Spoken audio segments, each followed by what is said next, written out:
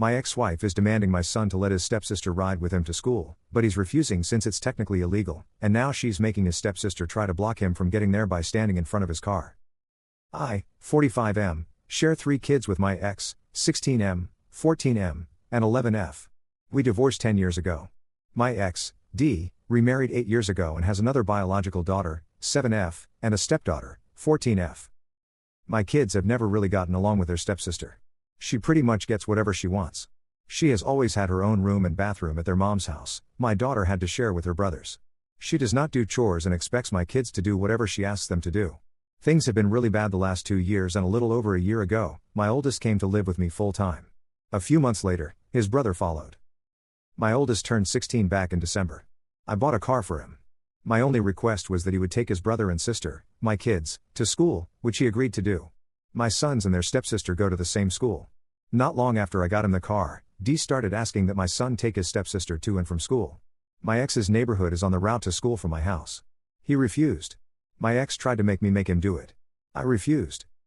Well, last month, we got a winter storm come in. The first round was not supposed to be bad, so there was school.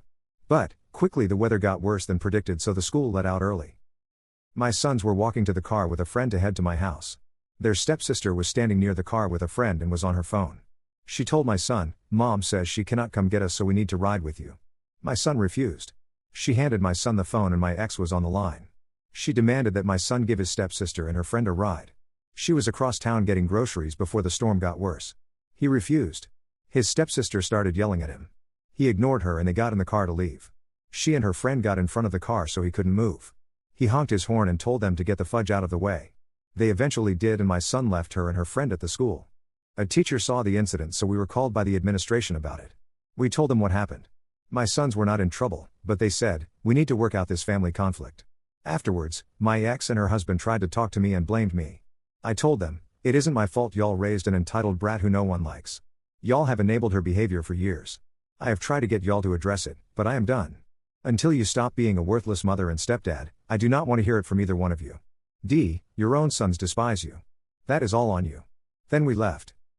I have not spoken to my ex since. I do feel bad for my daughter because tensions have been high at my ex's house and she is there half the time. Am I the jerk? Update. A little over a week ago, my ex reached out to try and see what we could compromise on about the situation. I told her there was nothing to compromise about. I explained that until June, he legally cannot take her anyways. I do not want her in the car, and our son does not want her in the car. My ex said it simply is not doable for her to take her or her dad to take her to school every day. If our son could take her on Tuesdays, they could do the other days. I told her no. This Tuesday, their stepsister demanded a ride. My son told her no, and she pushed him. A teacher saw it and she is facing possible in-school suspension. Disciplinary issues like this could compromise her interdistrict transfer. That is the update.